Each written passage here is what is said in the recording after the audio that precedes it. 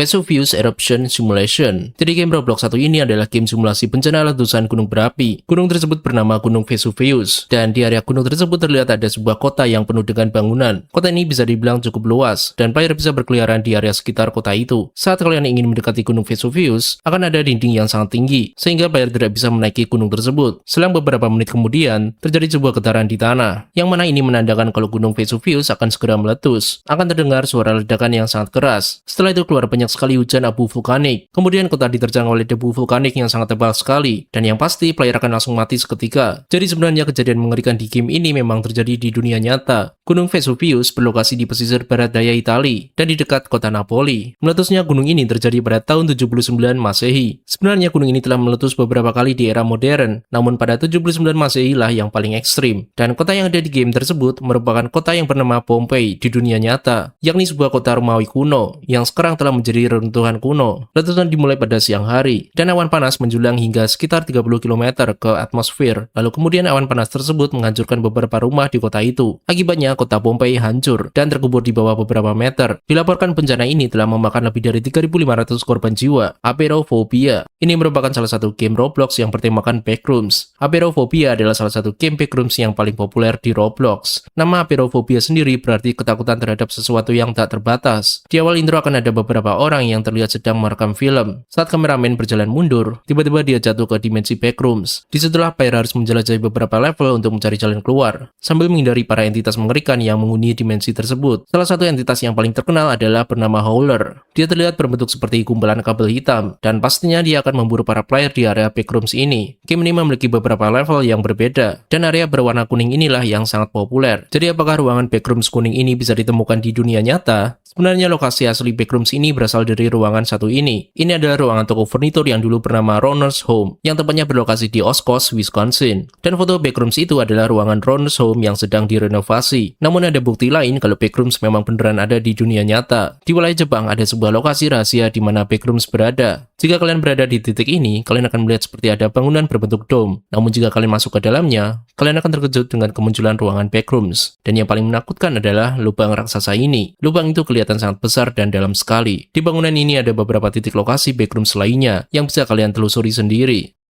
Wilhelm Gustloff. Jadi game satu ini merupakan game simulasi kecelakaan kapal di Roblox. Kapal yang berukuran raksasa ini diberi nama Wilhelm Gustloff. Di game ini, nantinya player akan terspawn di dalam kapal ini. Kapal ini berisi beberapa ruangan kosong yang ala kadarnya. Tidak ada NPC, tidak ada objek yang bisa diinteraksi, dan tidak ada hal menarik lainnya. Beberapa menit kemudian, kalian akan dikejutkan dengan kemunculan torpedo di bawah air. Serangan torpedo itu menghantam kapal ini di bagian bawah. Ada 3 torpedo yang menyerang kapal ini. Setelah itu kapal akan mengalami kerusakan yang parah, sehingga menyebabkan kapal itu menjadi miring, dan akhirnya tenggelam seketika. Kapal Wilhelm Gustloff memang beneran ada di dunia nyata. Wilhelm Gustloff adalah kapal pesiar yang dibuat oleh Nazi pada tahun 1937, berfungsi untuk program rekreasi pasukan Nazi pada zaman itu. Namun kapal itu beralih fungsi menjadi kapal untuk mengangkut 10.000 pengungsi. Para pengungsi ini adalah orang-orang yang melarikan diri dari Prusia Timur, karena wilayah tersebut telah diserbu oleh pasukan Uni Soviet. Para pengungsi ini meliputi para wanita, anak-anak, prajurit Nazi, awak kapal, dan warga sipil lainnya. Para 10.000 orang ini akan berlayar pulang ke Jerman. Namun sayangnya, kapal selam Uni Soviet telah menemukan mereka di Laut Baltik dan menembakkan 3 buah torpedo ke arah kapal Wilhelm Gustloff, sehingga kapal yang dinaiki oleh 10.000 orang itu hancur seketika. Jumlah korban yang tewas sebanyak 9.400 korban jiwa, dan menjadikan insiden kapal ini yang sangat mengerikan dibandingkan insiden Titanic. Mother's Care.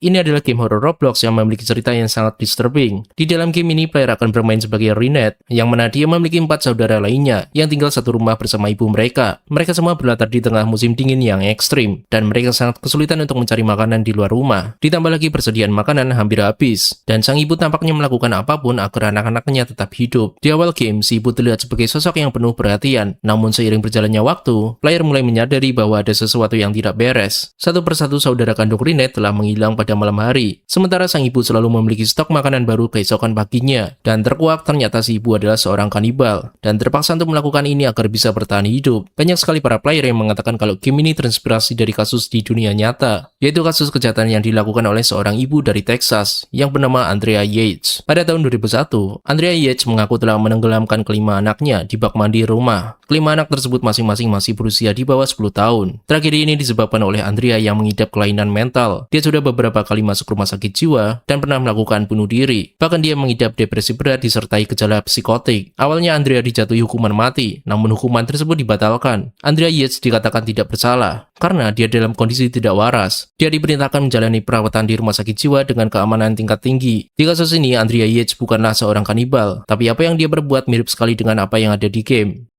Animal Hospital. Game ini menggabungkan simulasi rumah sakit hewan dengan mendeteksi anomali. Di awal lobby, player akan berada di bagian luar rumah sakit, dan sepertinya game ini terinspirasi dari sebuah rumah sakit di Korea Selatan. Ada beberapa teks berbahasa Korea di game ini. Para NPC di area lobby akan mengatakan kalau rumah sakit tersebut sangat tidak beres. Ada banyak pasien di sana yang meninggal secara misterius, dan rumor mengatakan kalau di rumah sakit itu berisi para dokter yang gila. Nantinya player akan ditugaskan untuk menerima pasien, mengobati mereka, dan menjaga rumah sakit tetap beroperasi. Namun player harus berhati-hati, karena akan ada anomali yang menyamar menjadi pasien. Bahkan di dalam game ini, player harus tetap menjaga kewarasan mereka. Jika player gagal mempertahankannya, maka player akan menjadi gila. Rumah sakit ini kelihatan normal di luar, namun ada banyak hal yang janggal di baliknya, seperti kemunculan entitas anomali jahat, lalu beberapa staf di dalamnya yang berakhir gila jika tidak kuat. Dan game ini sepertinya terinspirasi dari rumah sakit yang menakutkan di Korea Selatan, yakni rumah sakit jiwa Gonjiam, yang sudah lama terbengkalai. Meski belum ada konfirmasi resmi, tapi apa yang terjadi di dalam rumah sakit itu cukup memiliki kemiripan. Gonjiam Psychiatric Hospital dibangun pada tahun 1961 dan berlokasi di Gwangju, Provinsi Gyeonggi di Korea Selatan. Urban Legend mengatakan kalau rumah sakit jiwa ini dulunya pernah mengalami kejadian aneh, seperti puluhan pasien meninggal secara misterius, direktur rumah sakit menjadi gila, ada beberapa pasien yang dibunuh, dan banyak beberapa staf yang melakukan bunuh diri. Namun hal itu hanyalah rumor belaka. Alasan kenapa rumah sakit jiwa ini tutup pada tahun 1996 karena masalah keuangan dan masalah yang masuk akal lainnya, sehingga menyebabkan rumah sakit jiwa ini bangkrut, lemah santet.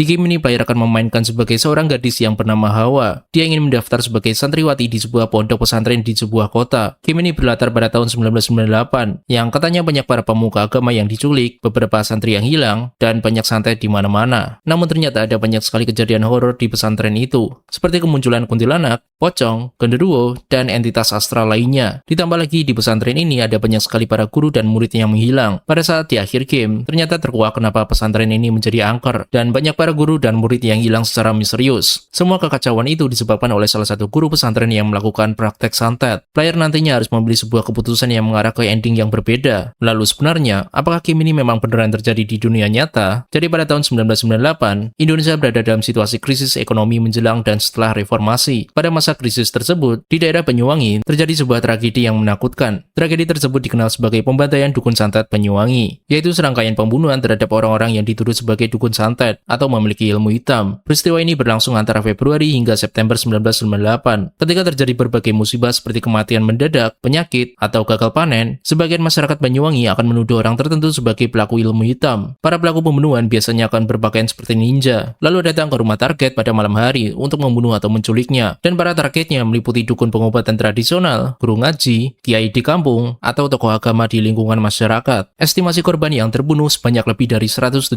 orang. Hingga kini identitas para pelaku di balik seluruh insiden ini belum pernah dipastikan secara tuntas.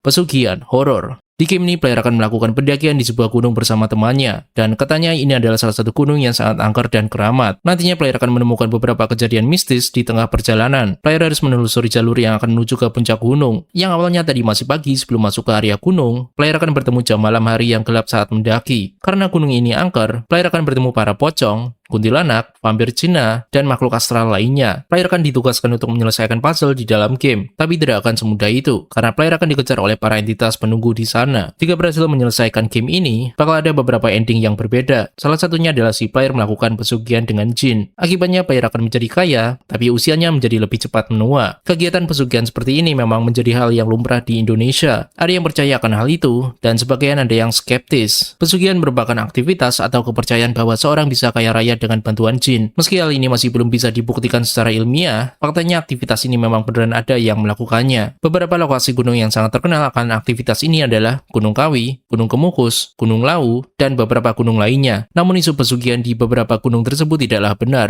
Kebanyakan gunung tersebut merupakan lokasi untuk ziarah, berdoa, atau wisata religi.